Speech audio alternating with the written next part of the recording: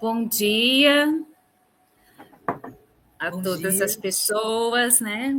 Bom sábado para todos nós. Nos encontrando novamente no curso de formação para diretores, curso de formação continuada aqui da UERJ, em parceria com a DERJ.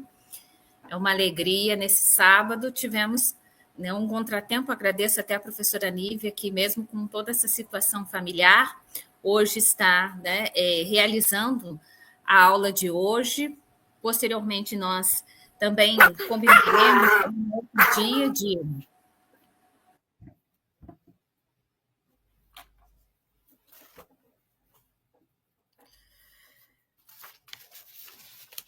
para que vocês possam acompanhar o calendário. Nós ainda não resolvemos a questão do ambiente virtual de aprendizagem. Eu tenho recebido muitos e-mails, digo que não resolvemos, infelizmente. Eu sei que eu tinha prometido para vocês que na semana seguinte as coisas estariam no caminho certo, mas tivemos outros contratempos na universidade, na parte administrativa, e aí eu e o Gustavo, eu enquanto coordenação acadêmica, e o Gustavo enquanto coordenação administrativa da universidade, decidimos que nós vamos ter uma outra alternativa de acesso para que vocês possam ter acesso tudo do curso, mas também a toda a programação do curso, certo? Eu prometo, dessa vez, uma promessa não vazia, porque eu vou trabalhar nisso nesse final de semana e no início da semana que vem, que vocês terão um lugar para acessar o material do curso e também para as aulas, porque eu sei que como não tendo esse site, não tendo um lugar organizado, por vezes fica confuso, tanto o horário das aulas, quais aulas são, como são os módulos, etc. Então, tudo isso eu vou deixar explicado para vocês e penso que no máximo até quarta-feira eu já consigo divulgar esse ambiente que vai ser a nossa sala virtual para que vocês possam acompanhar todo o calendário do curso e também as aulas. Outra questão muito importante, eu vou até aqui pedir licença para a Nívia, só para a gente atualizar o nosso calendário, que está por último, vamos voltar, nosso cronograma geral. Nós tínhamos o início previsto ali no dia 27, 4/10, no dia 4 foi aquela nossa aula de apresentação do curso. O módulo 1, a previsão dele é finalizar no dia 29/10, o módulo 3 no dia 25/11, o módulo 2 no dia 25/11, o módulo 3 no dia 16/12, e aí a 20/12, lá pertinho do Natal, a gente estará encerrando esse curso, certo?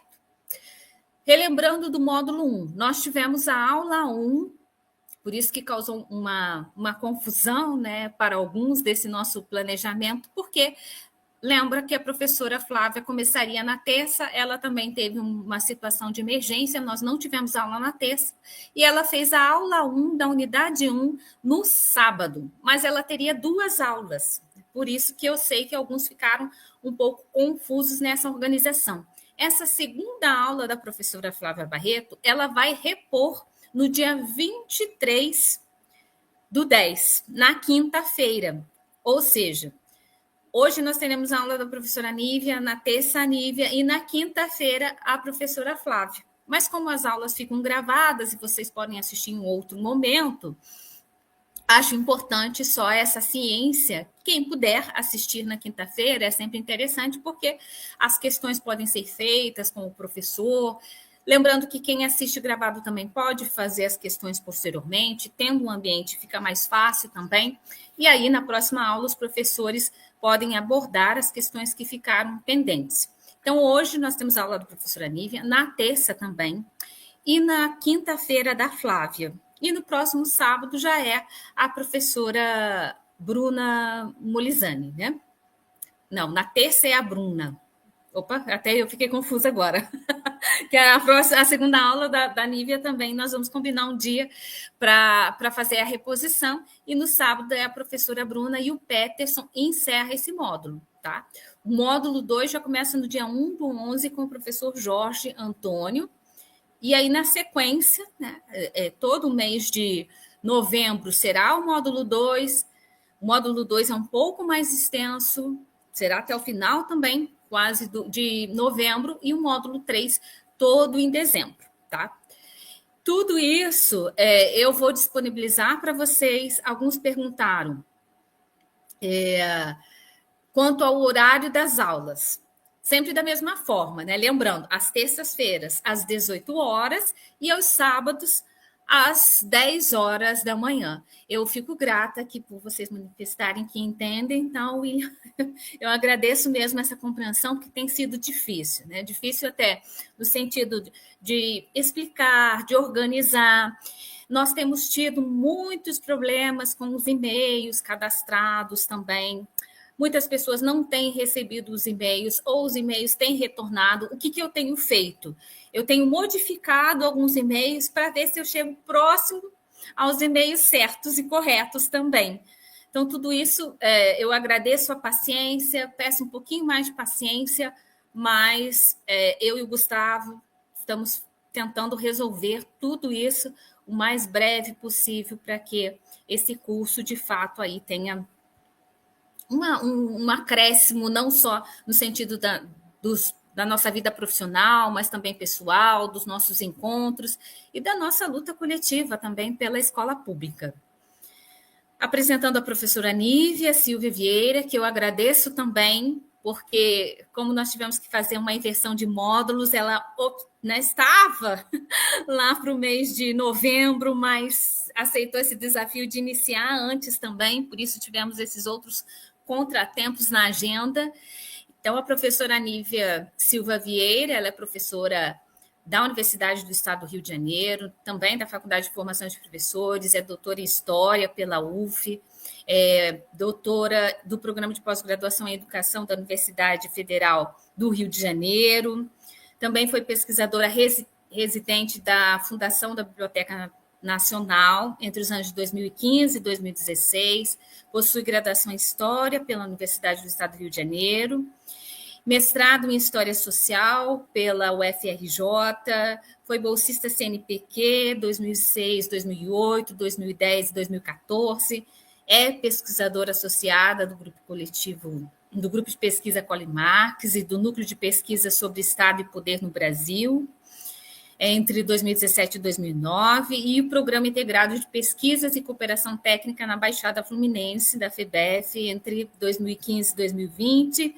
fez o estágio de pós-doutorado do Programa Nacional de Pesquisadores Residentes, 2014-2015, e tem uma larga experiência no magistério das redes públicas de ensino privadas do Estado do Rio de Janeiro, na educação básica, na educação superior, trabalhou também com ensino de História na rede estadual do Rio de Janeiro, em 2009 a 2014, no ensino fundamental, no ensino médio e também na modalidade EJA, e também foi membro do Conselho Universitário da UERJ de 2022 a 2024. Obrigada, Nívia.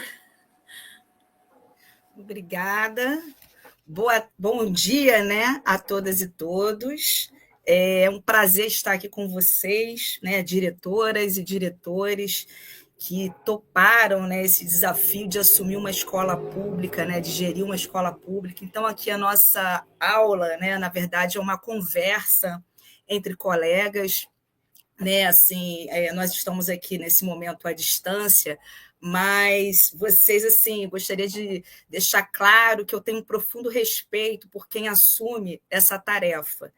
E eu, como professora de estágio, né, de estágio em gestão, gostaria de agradecê-los também por aceitar nossos alunos, né, porque eu entendo que a escola é um espaço de aprendizado, né, para os estudantes de estágio, né, sobretudo em gestão. Quando eles vão para a escola, é a oportunidade deles entenderem o que é teoria e prática unida, né, para a gente conseguir compreender a realidade. Então, é fundamental que essa parceria aconteça, que essa parceria entre universidade e escola aconteça.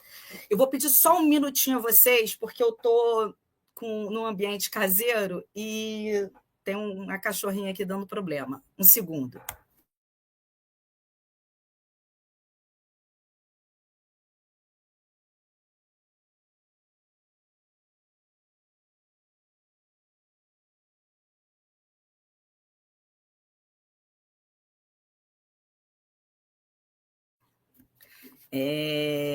Vamos, então, à nossa conversa.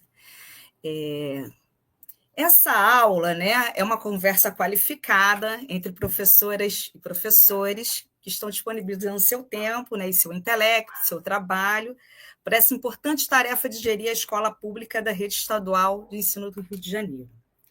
Essa atividade não oferece nenhum receituário milagroso contra os problemas da escola, nem um diagnóstico fechado sobre a crise, né, dos sistemas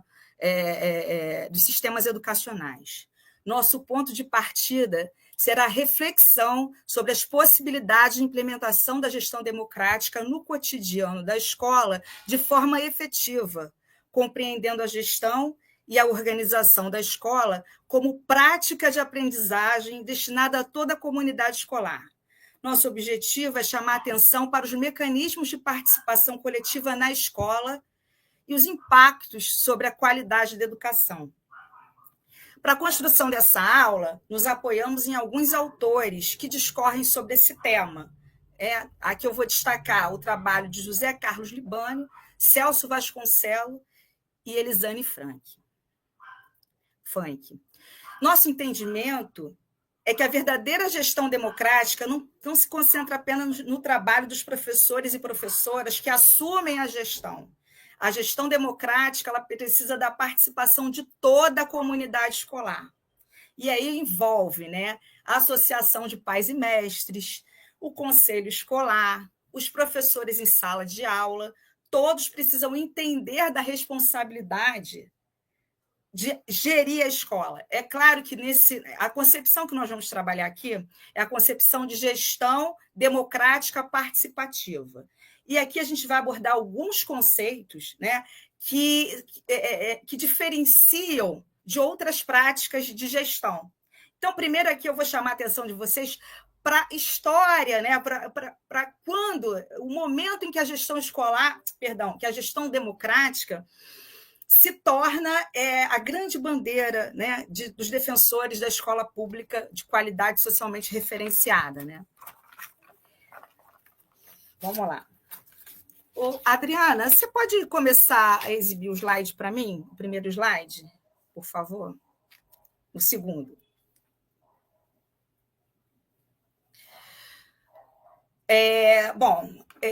Sobre, né, quando a gente consegue entender a gestão como uma das principais bandeiras do período democrático. Vamos primeiro tentar entender o contexto histórico. Estávamos saindo de uma ditadura empresarial militar, em que a escola pública estava sufocada, né, pelo autoritarismo. Nós tínhamos ali disciplinas, né, que foram compactadas, né, disciplina de história e de geografia foram reduzidas a uma outra disciplina. Então, era um momento em que a escola estava tolhida, né? A gente não tinha liberdade de expressão na escola, as gestões eram totalmente tuteladas, né, pelas secretarias de educação. Então, a gente vai na Constituição Federal, na Constituinte, no processo de ressocialização da política, né? A gente tem uma unidade entre a sociedade civil e setores progressistas da sociedade política lutando pela devolução dos direitos ao povo. Então, a gente vai ter aqui uma mobilização em prol de direitos sociais que há muito tempo estavam, né, sufocados. Então, a gente vai ter aqui a mobilização pelo retorno das eleições diretas, né, para presidente da República, enfim, para os grandes cargos, que a gente não tinha muito tempo. A gente vai ter a reivindicação pelas eleições diretas de diretores escolares, vamos ter mobilizações para que a escola retorne, né, a liberdade de expressão, a liberdade de cátedra, enfim. Então, na esteira desse movimento de luta pela ressocialização da política, nós temos reivindicações importantíssimas que vão garantir a universalização do acesso à escola pública, né, reivindicações pela qualidade da escola, né, por uma qualidade socialmente referenciada e vamos ter, nesse mesmo movimento, a luta pela realização de concursos públicos e a luta pela gestão democrática. Então, a Constituição, quando ela traz os direitos sociais, e aqui eu destaco o direito à educação, ela é fruto de uma grande mobilização, né, de uma grande luta política. Então, esse fruto aqui garantiu para a gente o primeiro documento, né, pós-ditadura empresarial militar, a primeira referência da necessidade da gente ter uma gestão democrática na escola. Então, a gente vai ter aqui, no artigo 206, o ensino será administrado com base nos seguintes princípios. Primeiro, igualdade de condições de acesso e permanência. Então, aqui a gente tem a primeira luta, né, que foi da universalização do ensino, sendo impressa na nossa Constituição. Segundo, liberdade de aprender, ensinar, pesquisar, divulgar a arte e o saber. O outro princípio importantíssimo, né, que garante a liberdade dos professores ensinarem sem ser perseguidos politicamente, né? Pluralismo de ideias e concepções pedagógicas. Pode avançar, Adriana, por favor. Gratuidade do ensino público em estabelecimentos oficiais, mais uma vez, a garantia da universalização do ensino. A Constituição, ou melhor, esse período pós-Constituição, foi um movimento muito importante, que ele vai escancarar as portas da escola pública para um setor da população que estava alijado da educação há muitos anos. Então, a escola pública se torna popular, né, a partir desse movimento de luta, né, pela universalização, pela gratuidade, pelo investimento na escola pública. Valorização dos profissionais de educação da escola, garantindo, na forma da lei, planos de carreira com ingressos exclusivamente por concurso público de provas de títulos aos professores da rede pública. Desculpa que faltou uma palavrinha ali. E, no sexto, gestão democrática do ensino público na forma da lei. Garantia do padrão de qualidade, piso salarial nacional para os profissionais de educação da escola pública nos termos da lei federal, incluindo aqui a emenda constitucional de 2006. Bom, além da Constituição, nós tivemos a LDB, que também vai trazer impressa a gestão democrática como um princípio, né, a ser seguido pelas redes de ensino do país, né? Então, no próximo slide, eu destaco aqui o artigo 14 da LDB, né, da nossa LDB de 96, que destaca que a participação dos profissionais de educação na elaboração dos projetos pedagógicos da escola e a participação da comunidade escolar e local em conselhos escolares e equivalentes. É lógico que a gente não tem aqui uma normatização nesse primeiro momento de como as redes de ensino fariam, né, implementariam a gestão democrática, mas é importante que a gente já tenha aqui a primeira sinalização de que essa seria a meta a ser seguida, né, para os próximos anos. Mas quase 4 décadas depois, após a Constituição Federal de 1988, estabelecer a gestão democrática como princípio norteador da escola pública, né, ainda é um desafio. A gente não tem ainda uma gestão de fato, uma gestão democrática que funcione de forma efetiva, né, nas escolas das redes Brasil afora, das redes de ensino Brasil afora. Algumas questões da atualidade impactam neste processo, como a desvalorização do ensino formal na sociedade, a desmotivação e o adoecimento mental dos professores, a evasão dos estudantes trabalhadores e a dificuldade de aprendizagem efetiva, assim como as propostas de modernização que cada vez chegam, né, e impactam diretamente no cotidiano da escola, sem, na verdade, trazer grandes melhorias. Enfim, a escola, o que a gente precisa ter sempre em mente, que a escola ela não é uma instituição qualquer, ela não é, sobretudo, uma empresa, ela é um projeto social, ela é um direito do povo, que não se esgota em si mesmo. Ela tem um compromisso com o desenvolvimento das potencialidades das novas gerações, com a formação da cidadania e com a formação de sujeitos ativos e criativos.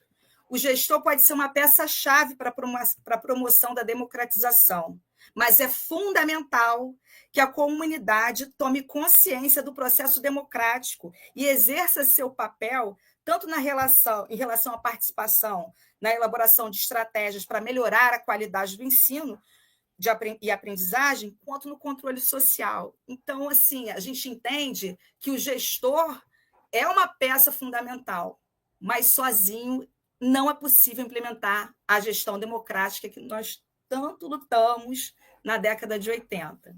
Né? Então, como podemos garantir a implementação da gestão democrática em um cenário com tantos entraves e tantas mudanças?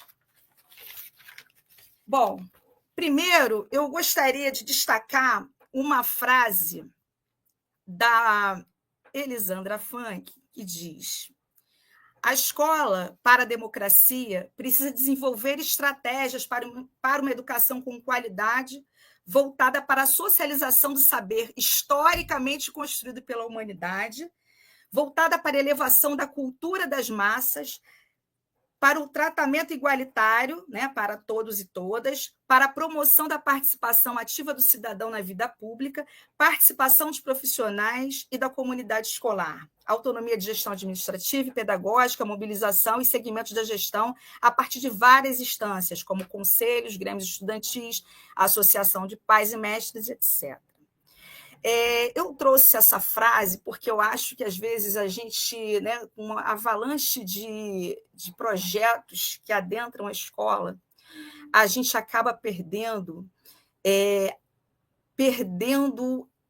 o principal princípio da educação, que é socializar o conhecimento humano, ou melhor, o conhecimento produzido historicamente pela humanidade. Essa é a primeira tarefa da escola.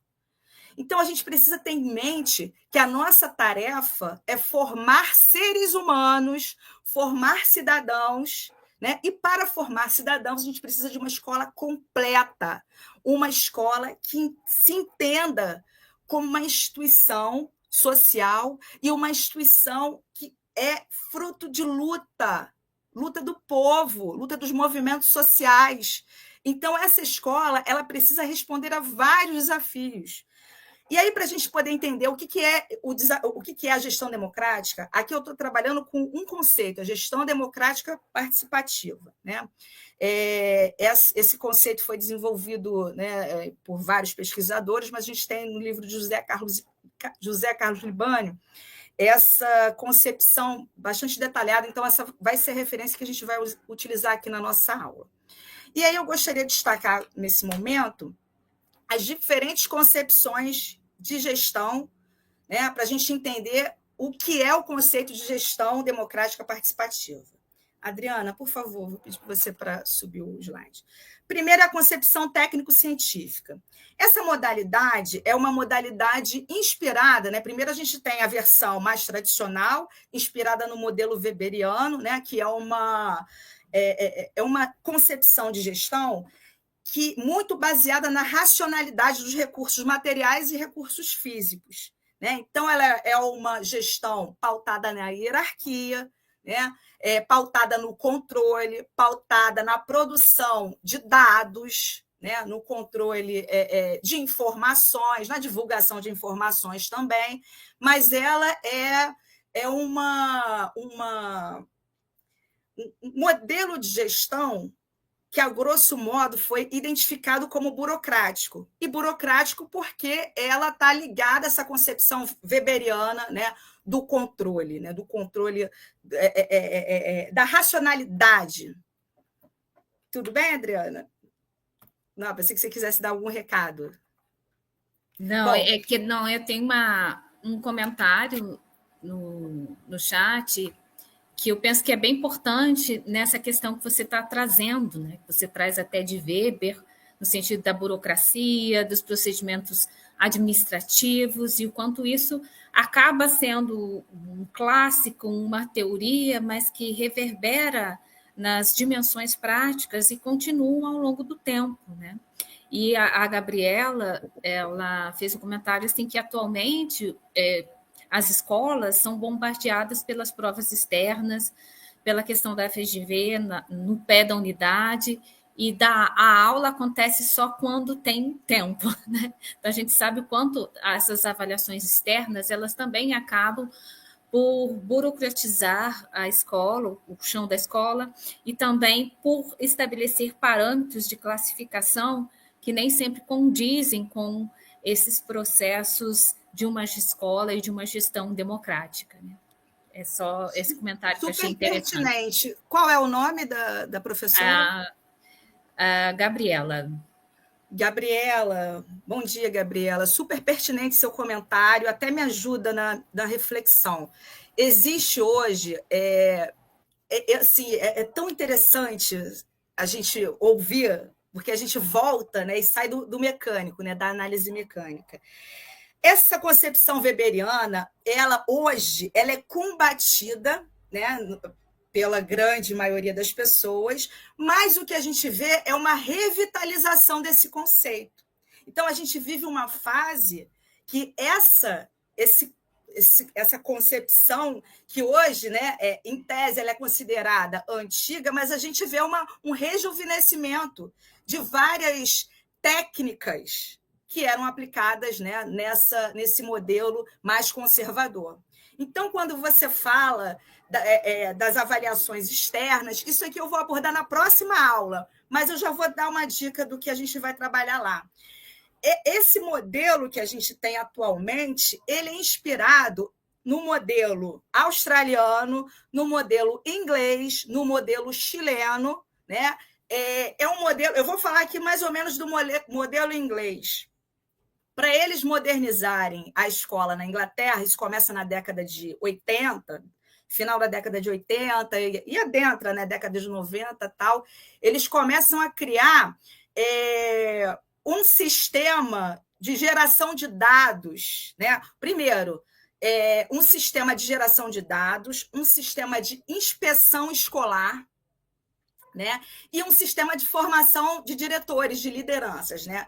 E aí a gente vai vendo a Inglaterra aplicando um modelo gerencialista, né? de administração, que essa é a atualidade, que eu vou abordar mais na próxima, quando a gente for falar de normas, eu vou abordar mais esse modelo inglês. Mas esse modelo gerencialista de administração é um modelo inspirado na visão de mundo empresarial, né? Na cultura empresarial. Então, a gente tem a importação das técnicas de trabalho, né? As técnicas de rendimento, sei lá como a gente pode chamar, né? Toda até a linguagem vai modificando, né? Até, enfim, mas a gente tem esse rejuvenescimento da burocracia weberiana com essa nova metodologia, né? Que hoje é conhecida como gerencialismo.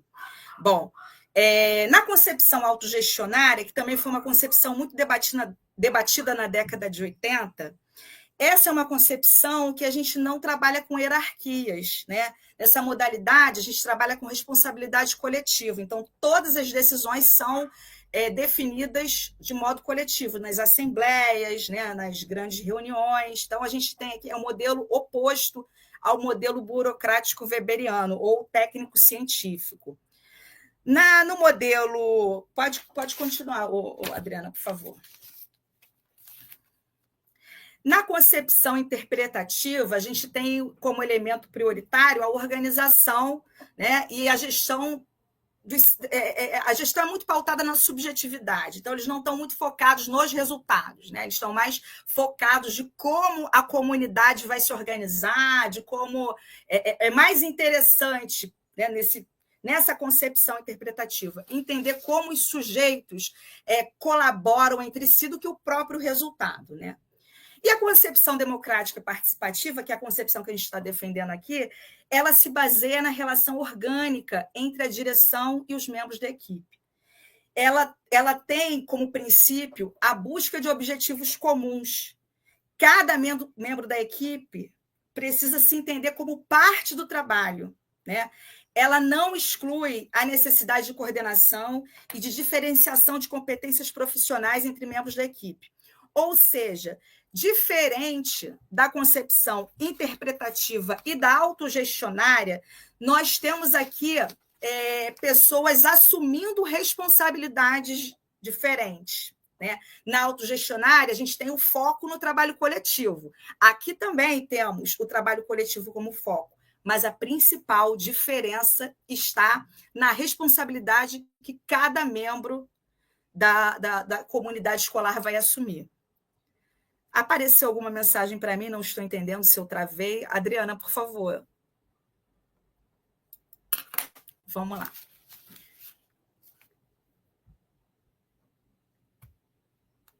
Bom, nessa concepção democrática participativa, a gente também tem o compromisso com a gestão eficaz e a avaliação sistemática. Veja bem, a gente vai aprofundar a questão da avaliação, mas é importante que a gente já deixe claro, desde já, que não é uma avaliação externa, como acontece no modelo inglês, que a gente vai abordar na próxima aula. Essa avaliação aqui ela é feita pelos membros da escola e feita de forma permanente e constante.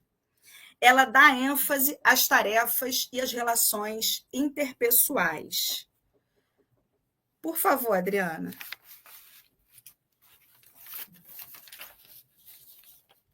Bom, nessa cultura, a gestão e a organização da escola possuem um significado bem mais amplo se comparado à perspectiva tradicional, que é focada apenas na administração e na burocracia. Nessa concepção que a gente está abordando aqui, a gestão e a organização é entendida como prática educativa. Então, todo o processo de gestão é um momento de aprendizagem. Então, todos os espaços decisórios, todas as reuniões, todas as estratégias que são elaboradas coletivamente, é um momento de aprendizagem de toda a comunidade escolar. Nessa concepção, a gestão e a organização é entendida como prática educativa, pois transmite valores, atitudes e modos de agir, influenciando a aprendizagem de professores e de alunos. A escola é vista como um lugar de construção e reencontro da cultura, não apenas da cultura científica, mas da cultura social, da cultura popular, da cultura dos alunos, da cultura da escola como um todo. Nesse sentido, a escola é entendida como um lugar de intercruzamento de culturas. Então, a cultura da escola ela não se restringe, né, não se restringe ao projeto pedagógico, ao currículo da escola, à gestão. Ela se expressa em valores, atitudes, modos de convivência, isso tudo faz parte da cultura escolar. Agora, dentro dessa concepção de gestão democrática participativa, a gente também tem a definição de cultura organizacional da escola. O que influencia essa cultura? Primeiro entendimento é que a gente tem que entender que mesmo a escola, sendo integrante de uma rede de ensino, ela tem sua identidade própria. Ela recebe, né, todos os diretores escolares recebem orientações, existem, né, toda uma normativa que vem das secretarias de educação, tudo mais, mas ela tem uma identidade própria, ela tem a sua comunidade. Então, aqui eu já destaco, né, fatores que influenciam a cultura organizacional de cada escola. Existe o papel acentuado dos sistemas de ensino, né, através das normas oficiais, dos regulamentos, das resoluções, mas há a subjetividade das pessoas, o modo como elas pensam, como elas agem, como elas se encontram dentro dessa cultura escolar.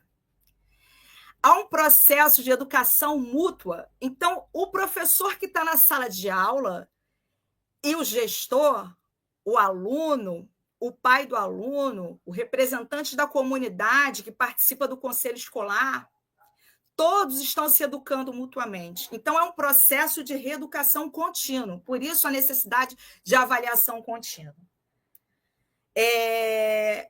Cada escola possui sua identidade própria, e a função da cultura organizacional ela é desenvolver na comunidade escolar esse momento, né, esse lugar de aprendizagem. Então, a gestão, ou melhor, a escola, ela é vista como uma comunidade da aprendizagem. né? Não só os alunos estão aprendendo, todos estão aprendendo neste processo, né, de gestão democrática participativa.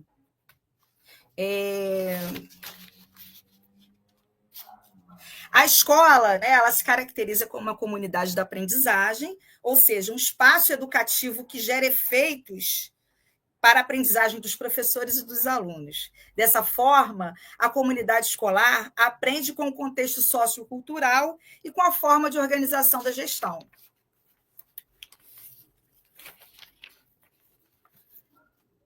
Bom, como eu falei, né, há pouco,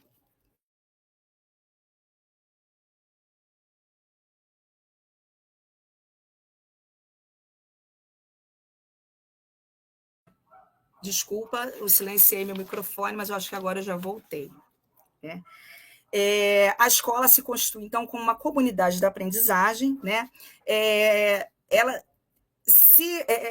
dentro dessa perspectiva, ela é um sistema permanente de formação continuada, né? Através de seus programas, de orientação de professores, de momentos de reflexão. Então, vão existir vários momentos de formação profissional, né? Formação desse profissional que é o profissional da educação. Bom, como transformar a escola em uma comunidade de aprendizagem para professores, funcionários, alunos e pais? A organização da gestão escolar requer conhecimento e adoção de alguns princípios básicos que devem se subordinar às questões concretas da escola. Dentro da perspectiva de gestão democrática participativa, a transformação caminha no sentido de garantir, pode avançar, que eu acho que eu tenho um slide sobre isso também.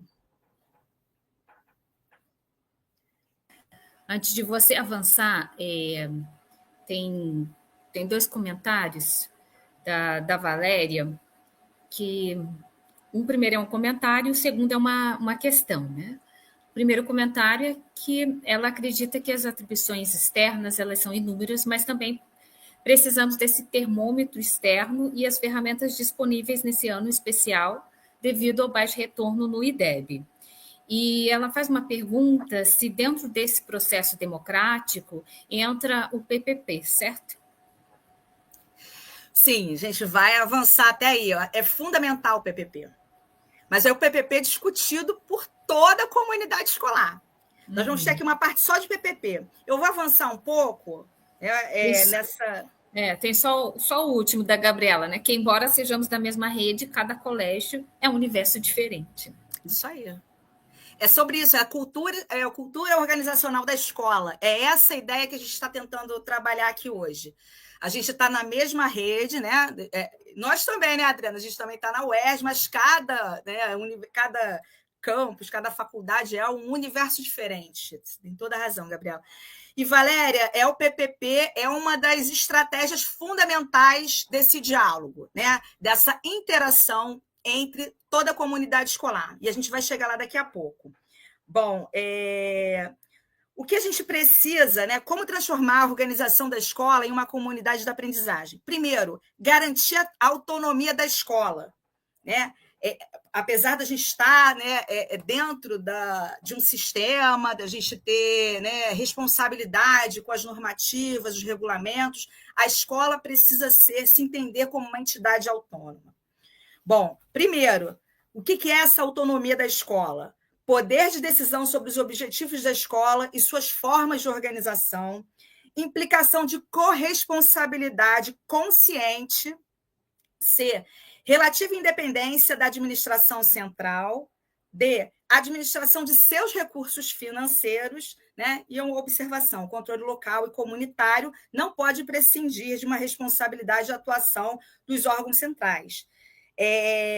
Só que a gente precisa entender que, apesar de estarmos, né, vinculados a um sistema, a escola ela tem essa identidade própria, por isso ela tem a sua gestão, a sua forma, ou melhor, a sua cultura escolar própria, né? Então a gente tem que garantir esse tipo de organização, esse tipo de entendimento.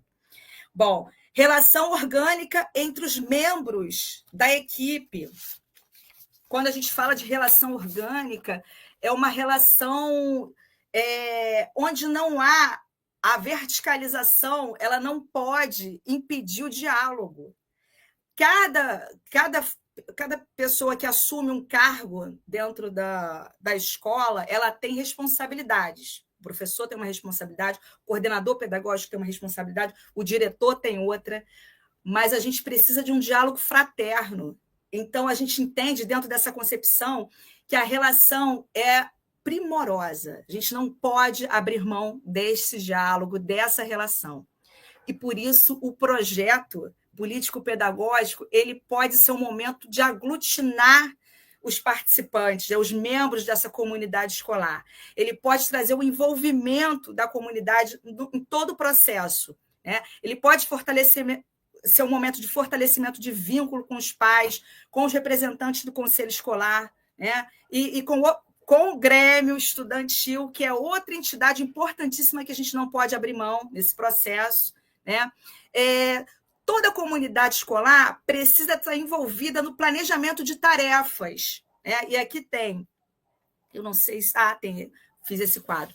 O planejamento de tarefas, né, ele é um momento onde a comunidade se reúne para avaliar as necessidades, né, de forma racional. Primeiro, a comunidade ela precisa entender, fazer o diagnóstico daquela escola, né? Primeiro fazer uma análise, avaliando o histórico da escola, né? Como é que a escola chegou neste formato, avaliando a comunidade que a escola atende, né? Quem é aquela comunidade do entorno da escola, né? E para poder conseguir fazer planejamentos, não só o PPP, gente, mas planejamento de tarefas, né? E aí cada escola vai entender o cronograma que melhor atenda, mas é preciso que a escola defina isso coletivamente, defina essas estratégias que não vão ser só estratégias para atingir um objetivo, né?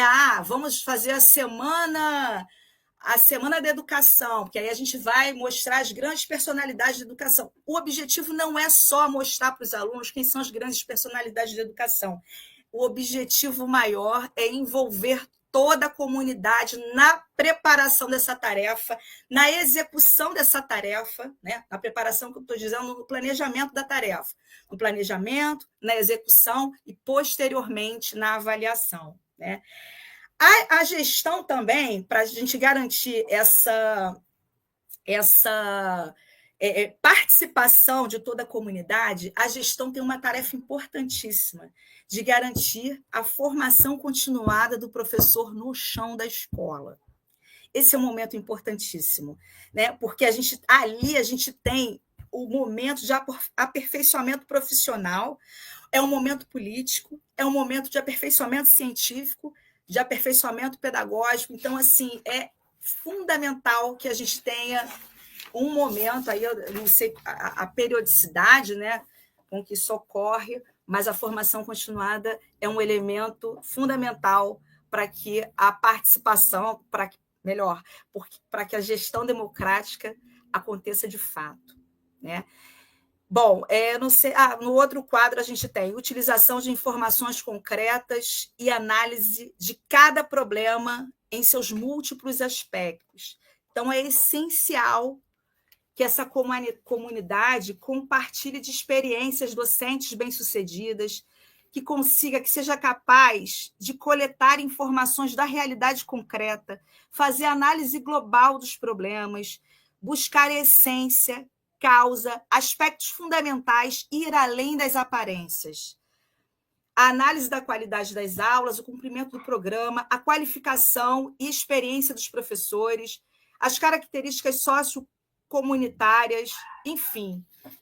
A gente precisa estar sempre consciente de que a escola ela tem essa função. Como a gente está aqui, a escola não é uma empresa, foi a primeira fala que eu até trouxe de um livro que eu leio muito, que é o livro do Christian Laval, é um livro que eu recomendo bastante, onde o Laval ele vai analisar o processo, né? Ele chama de neoliberalização da escola, né? Ele vai analisar a entrada do neoliberalismo na escola francesa na década de 90.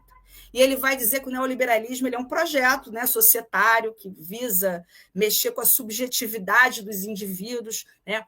Eu sempre trabalho com a categoria do homem-empresa, né? Essa é a grande é o grande fruto, o grande objetivo, né, do neoliberalismo é transformar cada indivíduo em sua própria empresa, cada família em uma empresa. Mas, neste mesmo livro que o Laval analisa a entrada do neoliberalismo na escola francesa, ele avalia que o projeto não conseguiu ser totalmente vitorioso porque teve resistência. Então, quando ele fala a escola não é uma empresa, ele está, na verdade, reforçando a ideia de que a escola é uma instituição social, a escola é um direito do povo e nós estamos aqui para garantir isso. E a gente só garante isso trazendo a gestão, né, trazendo a democracia, que é uma preciosidade, foi uma conquista, né, que a gente, quando a gente derrota a ditadura empresarial militar, foi a nossa principal conquista, né, a ressocialização da política, né, a volta da sociedade civil para o protagonismo, né? Quando a gente tá falando sobre isso, a gente também está falando da importância da escola implementar essas novas práticas. Então, só que dentro dessa concepção, né, como eu falei, ela se diferencia da concepção autogestionária. Nessa concepção, cada segmento tem uma responsabilidade. Então, a gente vai ter aqui o professor, né? Vou começar pelo professor. O professor ele participa ativamente da organização do trabalho escolar, formando com os demais colegas uma equipe de trabalho, aprendendo coletivamente novos saberes e novas competências. Contribui nas decisões de cunho organizativo, administrativo e pedagógico-didático. Para participar da gestão da escola, no sentido ampliado, né, o professor precisa desenvolver os seguintes saberes e competências. Primeiro, elaboração e execução de planejamento escolar, participar da elaboração do projeto político-pedagógico, dos planos de ensino, dos planos de aula, né? Precisa participar da organização e distribuição do espaço físico, né? Qualidade da educação, dos equipamentos, por exemplo. Ontem, a minha filha estuda numa escola pública e ela estava falando que a professora identificou que a escola tem um piso inadequado, né? O piso... as crianças caem durante o jogo e tal. Quem conseguiu identificar isso? Foi a professora de educação física, porque ela está atuando naquele espaço. E a escola que ela estuda é uma escola que aplica a gestão democrática. Então, ela logo remeteu à gestão e isso vai ser debatido coletivamente, como eles vão lidar com essa situação. Eu, como professora de história, né, não saberia identificar a qualidade do piso, se ele prejudica o trabalho da professora, se ele prejudica as crianças, mas ela conseguiu identificar e vai levar essa questão do espaço físico para o debate coletivo. Bom, o professor também precisa conhecer a estrutura organizacional, as normas e regimentos disciplinares. É fundamental que os diretores, né, que vão assumir a ponta de lança da gestão, distribua, né, ou de forma virtual, não sei como hoje em dia funciona isso, o regimento escolar. Os professores precisam estar cientes das normas, né, porque a gente, né, participa de uma comunidade de direitos e deveres, então eles precisam ter consciência, né, de todas as normativas da escola. Bom, o professor precisa desenvolver habilidade de participação e intervenção em reuniões de professores, em conselhos de classe, em encontros e outras formações continuadas no trabalho. Atitudes necessárias à participação solidária e responsável na gestão escolar. Precisa também desenvolver habilidade para obter informações em várias fontes. Por favor, Adriana. Porque, como você está falando justamente da participação, né, a Cíntia, ela fez um comentário que hoje é difícil conseguir reunir todos os professores, que ela tem essa dificuldade, porque a vida dos professores é muito corrida. E, por outro lado, a Gabriela aponta que reunir professor sempre acontece por meio de negociação, né? E a declaração de participação de reunião, de conselho, troca de horários na semana, tem sido feito dessa forma. Eu imagino, né? A gente, assim, a vida, né? Hoje a gente vive uma vida bem diferente, todo mundo assumindo múltiplas funções, né? Mas é um momento do professor, como a gente começou a falar lá no início, a gestão, a cultura escolar, ela é uma forma de pedagógica, né? Uma forma de ensinar, né? Questões de cidadania, de participação. Então, o professor ele precisa ser envolvido para ele entender que ele é parte do processo, né? Que ele não está ali para dar aula dele e ir embora. Ele é parte, né, dessa escola, ele faz parte dessa instituição social, então ele precisa assumir, né, algumas responsabilidades, desenvolver algumas habilidades, né, habilidades aqui, ó, de intervenção em reuniões, de busca, né, de fontes, de busca de conhecimento em múltiplas fontes. Então, é necessário que a gente tenha essa compreensão. E aí, no caso aqui, eu já pincelei lá atrás que a gente precisa de momentos de formação continuada para isso, né? Para que a gente tenha não só a reunião voltada para a avaliação dos alunos, mas voltada para a nossa própria formação. E aí eu queria dizer aqui que nós, da universidade, né, a gente desenvolve parceria com escolas. Então, assim, é importante que essas parcerias sejam feitas, né? Que cheguem no chão da escola. Nós temos vários projetos de extensão e a gente também atua em escola pública para ajudar nesse processo aí de formação continuada no chão da escola.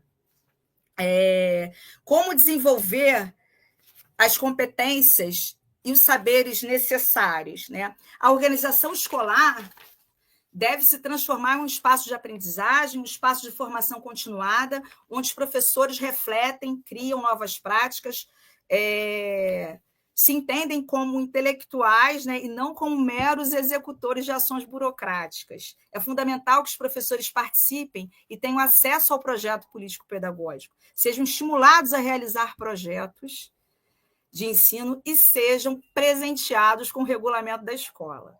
Bom, sobre a participação da comunidade, né? A comunidade e o conselho escolar. A participação da comunidade e da sociedade civil organizada deve ser estimulada para a real efetivação da gestão democrática participativa. A Associação de Pais e Mestres, o Grêmio Estudantil, o Conselho Escolar são entidades autônomas, não devem existir apenas como um aparato formal. Precisam atuar de fato para garantir o controle social. O Conselho Escolar é um órgão colegiado representativo da comunidade escolar. Na visão de Frank, 2010, é um órgão máximo da gestão escolar democrática, porque tem funções de discutir, aconselhar, deliberar e normatizar as questões mais importantes do cotidiano escolar. Essa entidade reúne representantes de diferentes segmentos: família, alunos, direção, funcionários, com prerrogativa de decidir questões do âmbito pedagógico, administrativo, financeiro, e, como ela possui uma função deliberativa, consultiva, avaliativa e fiscalizadora, é o efetivo órgão, né, de democratização da educação. A participação do Grêmio Estudantil e da Associação de Pais e Mestres não é uma concessão de um órgão, de uma gestão benevolente, ela é um direito.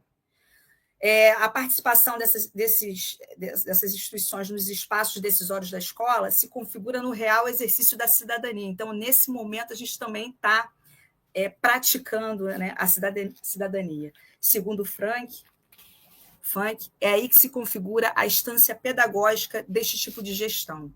A escola, enquanto espaço de instrumentalização e socialização do conhecimento, deve ser um espaço educativo para a comunidade, que deverá acompanhar o destino dos recursos públicos, assim como os caminhos que a escola deve percorrer para alcançar os recursos necessários para o atendimento de suas necessidades e de seus direitos. Bom, eu vou avançar aqui na função do diretor, porque, como eu disse a vocês, cada um tem uma responsabilidade, e eu acho que, nesse curso, né, os protagonistas precisam de um espaço central aqui. A função do diretor e do coordenador pedagógico. Bom, a implementação de novas práticas democráticas e participativas depende da atuação de toda a equipe, né? Seguindo a interpretação de Libânio, a equipe da direção da escola é responsável pelo funcionamento administrativo e pedagógico. Portanto, necessita tanto de conhecimento administrativo, né, quanto pedagógico. O diretor escolar não é o único responsável pela gestão. No entanto, é a peça-chave para aglutinar as aspirações, os desejos, as expectativas da comunidade e articular a adesão e participação de todos os segmentos da escola na gestão. O diretor ele tem uma visão do conjunto, tem responsabilidade de articular e integrar vários setores, administrativo, pedagógico, serviços gerais, articulando todos com a comunidade escolar. As atribuições do diretor são, em sua maioria, de cunho administrativo, contudo, elas possuem uma conotação pedagógica, uma vez que referem a uma instituição e a um projeto e existem em função do campo educativo. Libânio propõe uma lista sugestiva de ideias sobre as atribuições do gestor escolar. Primeiro, supervisionar e responder às atividades administrativas e pedagógicas da escola, bem como as atividades com os pais e a comunidade e outras instâncias da sociedade civil. Assegurar as condições e meios de manutenção de um ambiente de trabalho favorável e de condições materiais para o desenvolvimento de objetivos da escola. Promover, acho que ficou estranho aqui, promover a integração entre a escola e a comunidade do entorno com o apoio e a iniciativa do conselho escolar, a partir de atividades de cunho pedagógico, científico e cultural. Organizar e coordenar as atividades de planejamento e do projeto político-pedagógico, assim como fazer o acompanhamento, a avaliação e o controle de sua execução. Então, a gente faz o projeto político-pedagógico de forma coletiva, mas ele precisa ser constantemente avaliado se esse planejamento está sendo executado. E se não tiver, nós precisamos fazer um outro movimento de reflexão e fazer uma mudança de rota. Esse é o papel fundamental do diretor, né? O diretor ele não é um burocrata. Nessa concepção aqui, ele é um intelectual que precisa estar sempre atento a não só as orientações que vêm, né, das secretarias de educação, mas para entender essa identidade da escola, para entender de como ela vai funcionar, de como essa comunidade vai se entender enquanto comunidade, né? Então, esse diretor ele vai conferir e analisar documentos escolares, encaminhar processos ou correspondências em comum, acordo com os membros da secretaria, supervisionar a avaliação da escola em conjunto, né? A avaliação do projeto pedagógico, a avaliação do currículo, né? A organização da escola do currículo, dos professores, e buscar os meios e condições que favoreçam a atividade do pedagogo especialista, dos professores e dos funcionários. Então, é uma tarefa, né, bastante robusta, mas é uma tarefa que extrapola as questões administrativas, né? Tem um cunho pedagógico, até porque nós estamos numa instituição de ensino, uma instituição de educação, de formação humana. Então, a gente entende aqui que todos nós, nesse processo, estamos em formação. Tanto os diretores, os coordenadores pedagógicos, os funcionários, os funcionários que estão na cozinha, os funcionários que estão na limpeza, todos compõem a comunidade escolar, alunos, professores. Então, esse é o momento da gente se entender como comunidade, é o momento da gente refletir coletivamente, né, como melhorar esse ambiente que vai formar seres humanos. A coordenação pedagógica é um campo que começa, né, também tem uma atribuição, é um campo que tem a sua atividade intensificada a partir da década de 90. Os estudiosos do campo eles entendem em que os profissionais que assumem a função de coordenação pedagógica, eles acabaram se comprometendo, né, ao longo dos anos com múltiplas tarefas, né, que se confundem. Eles acabam assumindo tarefas de inspeção, de mediação de conflito, de fiscalização do trabalho dos professores, etc. Na perspectiva tecnicista, o trabalho do supervisor pedagógico é centralizado. Ele auxilia o diretor no cumprimento das normas e planos verticalizados sem a participação da comunidade escolar.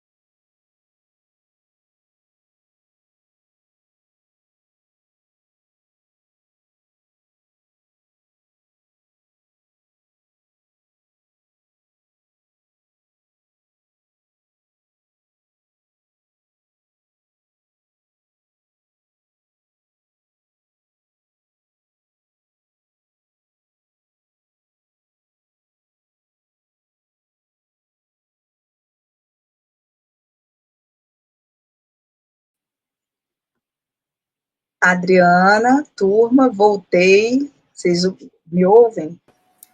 Eu estou te ouvindo. Agora sim. Vendo a sua imagem também.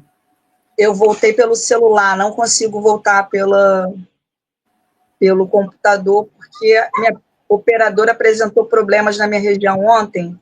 Eu fiquei ontem o dia inteiro sem celular, imaginei que isso pudesse... Sem celular não, sem internet. Imaginei que isso pudesse acontecer, né, da gente ficar sem conexão aqui. Bom, eu estava já falando sobre as atribuições do coordenador pedagógico, né?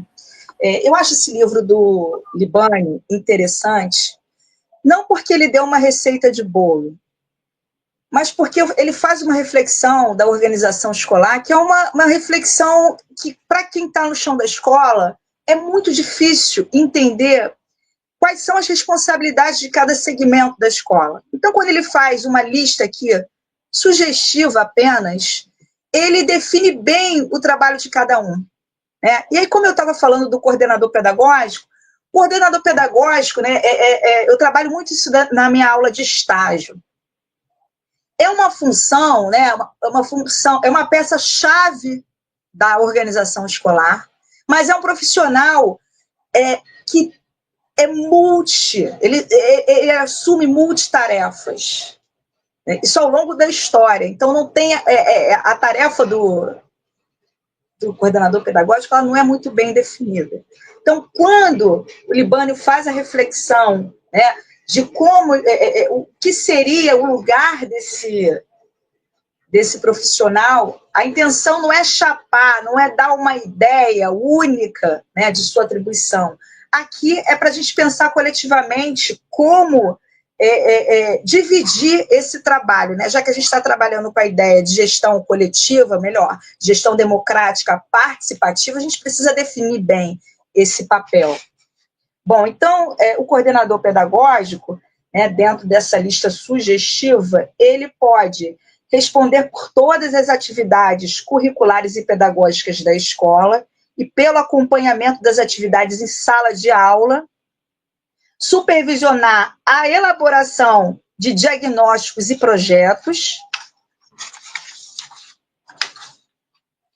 propor a discussão do projeto político-pedagógico junto à comunidade escolar, orientar a organização curricular e o desenvolvimento do currículo, dar assistência direta aos professores na elaboração de planos de ensino, escolhas de livro, práticas de avaliação da aprendizagem, coordenar reuniões pedagógicas, estimular a construção de projetos conjunto entre professores, identificar problemas de ensino e aprendizagem, adotar medidas pedagógicas preventivas, elaborar horários escolares, organizar as turmas, planejar e coordenar conselhos de classe, propor e coordenar as atividades de formação continuada, desenvolvimento profissional dos professores, elaborar e executar programas e atividades com pais e a comunidade, especialmente de cunho cultural e científico. Acompanhar o processo de avaliação da aprendizagem, acompanhar e avaliar o desenvolvimento do projeto político-pedagógico, né?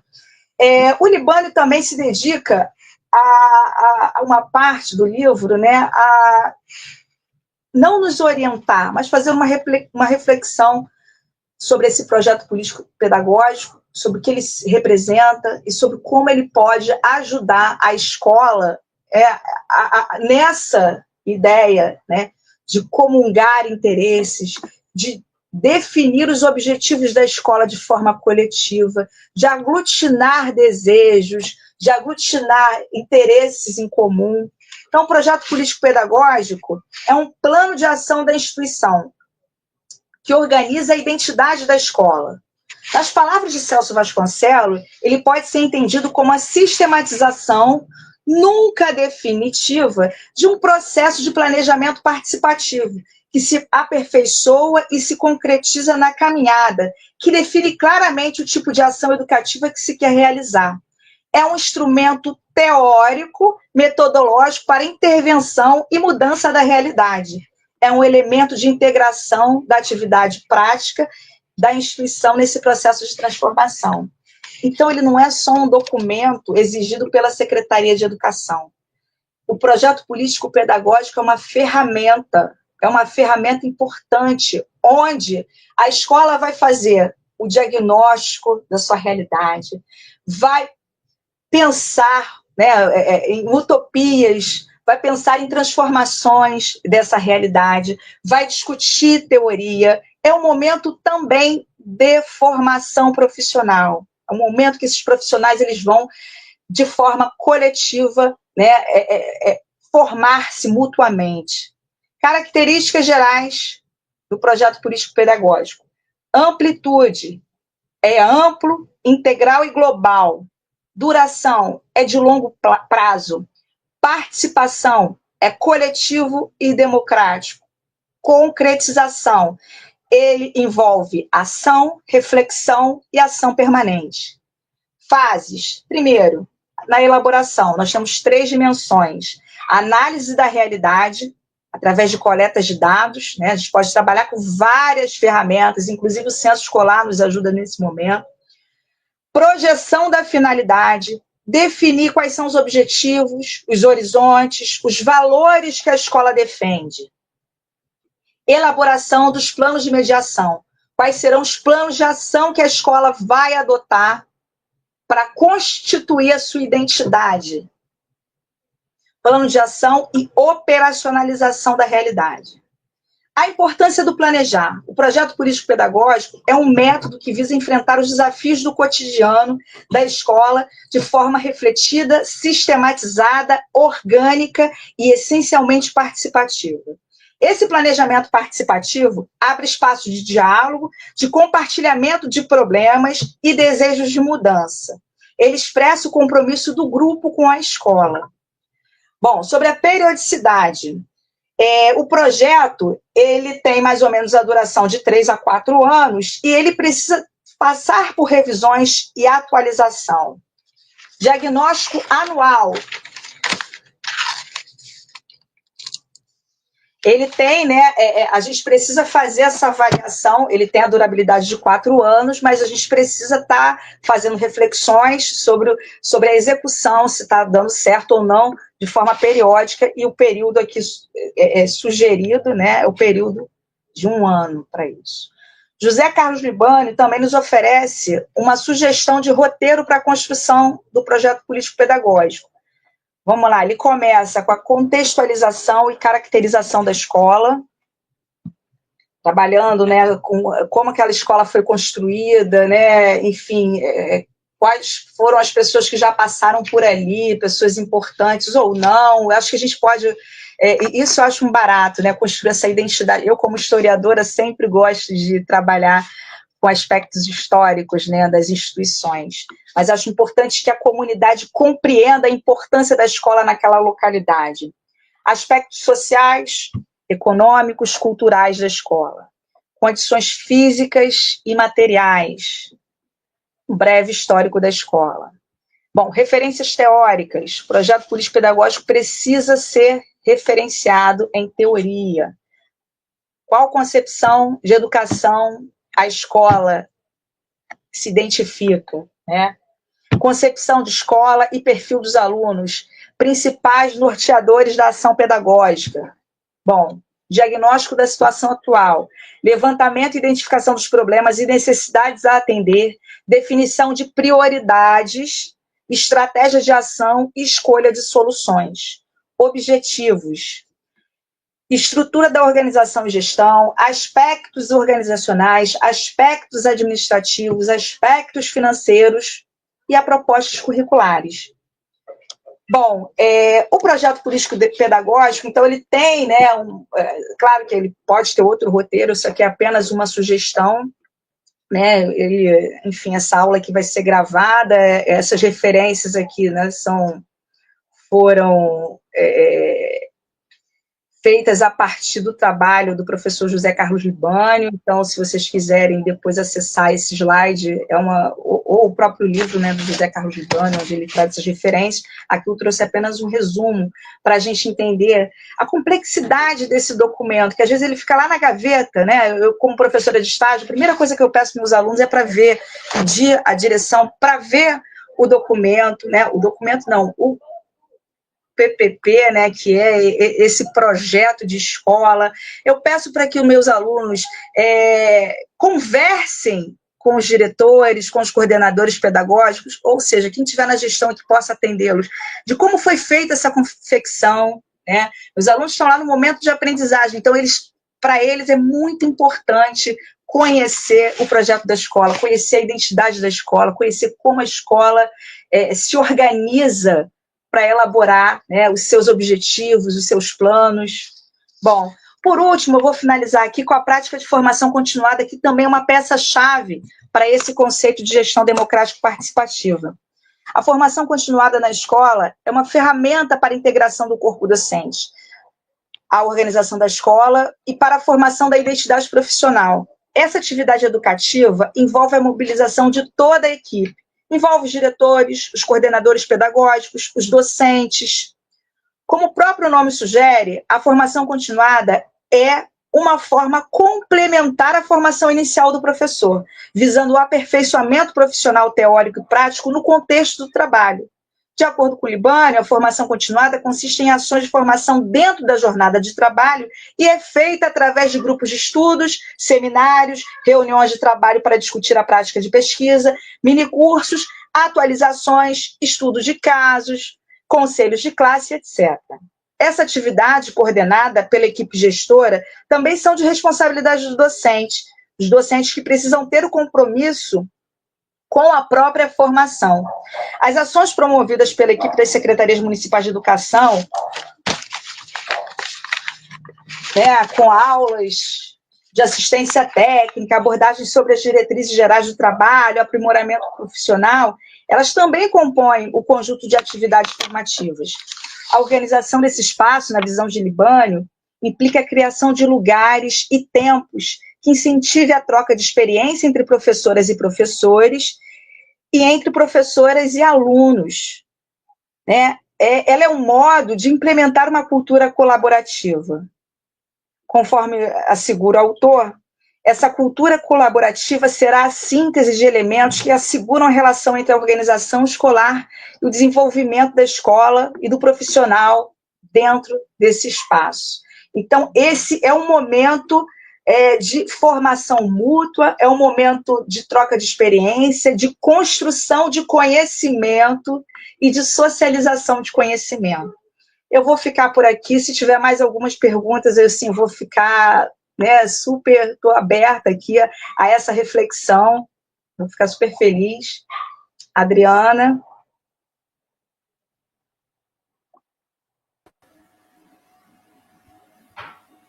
Obrigada, Nívia. Nós não temos perguntas, nós tivemos alguns comentários, né? As pessoas compartilharam as suas experiências enquanto você falava sobre os professores, nas suas formas de organização. Alguns diretores têm feito reuniões online com os professores, né, no sentido de poder reunir um maior grupo para as discussões, para as formações, para os encontros. Então, só nesse sentido mesmo, eu quero muito agradecer a todos os diretores. Teve um comentário que eu perdi, mas eu deixei para falar no final, porque alguém comentou sobre a DERJ, né, que tem trabalhado nessa perspectiva de construção de uma gestão democrática. A DERJ ela está conosco nesse curso de formação continuada para diretores, compreendendo como a própria associação enfatiza, né, esse respeito à dignidade profissional desse grupo de gestores escolares, que por vezes também fica invisibilizado e que tem uma responsabilidade muito grande, né? No sentido tanto institucional, quanto na educação, quanto com a comunidade escolar. A Cíntia também falou da necessidade da formação continuada. Eu respondi que a UERJ ela tem várias parcerias e cursos universidades escola. A Nívia também falou do projeto Universidade Escola. Então, nesse sentido, a universidade ela também se coloca aberta as escolas públicas e, sobretudo, estaduais. Nós também somos Estado. Então, sofremos como vocês todas essas questões, esses elementos complicadores, logicamente em outros níveis, de diferentes secretarias. Temos visto até auxiliado alguns professores e alguns diretores que têm sofrido processos administrativos, que têm ocorrido, muitas vezes por omissão, que a gente sabe que não é por omissão da direção, mas são por outras questões, a violência contra professores que tem ocorrido. Então, nessas questões todas sensíveis, né, a universidade ela está aberta. E também aberta à gestão educacional. Como eu disse na semana passada com a professora Flávia Barreto, nós temos essa inserção com as escolas públicas, não só na disciplina de estágio, como falou a Nívia, no estágio supervisionado em gestão escolar, mas compreendendo esse estágio também não como algo que observa a escola, mas que auxilia a escola a pensar junto a gestão educacional. Então, nesse sentido, nós ficamos até agradecidos pelo interesse nessa contínua parceria, mas também pelo curso aqui, né? A Fabiola disse que o PPP da escola dela ele fica disponibilizado através do link, fixado no grupo da escola, que ele é vivo. Então, isso é uma excelente ideia. Acho que tem estratégias a serem pensadas, questões coletivas a serem pensadas para trazer esse PPP de uma forma viva e que ele não seja só um documento, como disse a Nívia, mas ele é um documento também que, né, ele mostra qual é a filosofia, quais são as finalidades, o objetivo da escola. Lembrando que a nossa legislação ela não traz o termo projeto político-pedagógico, mas proposta pedagógica, mas na educação nós assumimos esta questão política por pensarmos, né, em compreendermos que o projeto ele é, sim, um projeto político-pedagógico no sentido de compreensão, de historicidade, de vínculos com a sociedade, vínculos com a comunidade escolar, vínculos entre professores, profissionais da educação, né? Então, todas as pessoas que nos ajudam a pensar, a compreender a escola e, sobretudo, a compreender a educação em sua totalidade. Então, tem aqui muitos agradecimentos pela aula, parabéns pela aula, Nívia, por o encontro, por esse sábado de partilha também. Eu desejo a todos um excelente sábado, um excelente domingo e que na segunda-feira possamos voltar revigorados dos nossos trabalhos, né, no nosso ambiente de trabalho, mas que o ambiente de trabalho se torne cada vez mais coletivo. E dizendo que eu dei a sugestão na primeira aula da formação do grupo de WhatsApp, justamente por isso, para vocês trocarem as informações da aula, mas também essas experiências. Às vezes a escola está com uma dificuldade, outro diretor tem uma experiência que pode ser adaptada. Então, eu sugiro, eu disse que eu não me comprometeria a formar esse grupo também, porque eu já estou em muitos grupos, mas eu entendo como uma sustentabilidade do curso, é importante até essa organização da turma e como a sugestão e a ideia veio hoje também aqui no chat, eu acho uma iniciativa bem importante, mas também me coloco aí à disposição para auxiliá-los no que for necessário. Tá bom? Lívia, quer falar mais alguma coisa? Quero falar. Primeiro, gostaria de agradecer. Eu fiz esse agradecimento no início, mas eu gostaria de enfatizar, né, que quando a escola aceita nossos estudantes, né, os estudantes do estágio de docência, do estágio de gestão, ela já está praticando um dos elementos desse conceito da gestão democrática participativa, que é a formação da comunidade da aprendizagem. Entender que vocês estão formando os nossos estudantes em conjunto com a gente dentro da universidade é fundamental, né? Porque, assim, nós que estamos na gestão, quando o estudante retorna, eles retornam, às vezes, relatando o medo do gestor, e isso é real também, não é um medo, né, não é criado na fantasia de que o estudante pode estar ali com um caderninho fazendo o papel do fiscal. Não é isso. O estudante ele está com um caderninho porque ele é um aprendiz. E ele aprende muito com o chão da escola. Quando ele retorna, ele traz elementos da realidade que a universidade não é capaz de fornecer esse elemento para ele, né? O cotidiano da escola, o chão da escola, quem oferece, né, esse olhar, quem consegue partilhar da cultura escolar, é a própria escola. Então, eu gostaria de agradecer muito as diretoras e os diretores, agradecer aos docentes que recebem nossos alunos também nas salas de aula, as coordenadoras pedagógicas, enfim, todo mundo que faz a escola pública acontecer e que entende a escola como um direito social. Obrigada a todas e todos. Obrigada, Adriana, pelo convite. Foi um prazer estar com vocês aqui neste sábado, né? Nós nos encontraremos outra vez e eu acho que, enfim, a gente vai ter esse diálogo em outras oportunidades. Gostaria também de dizer que a universidade está aberta para todos vocês.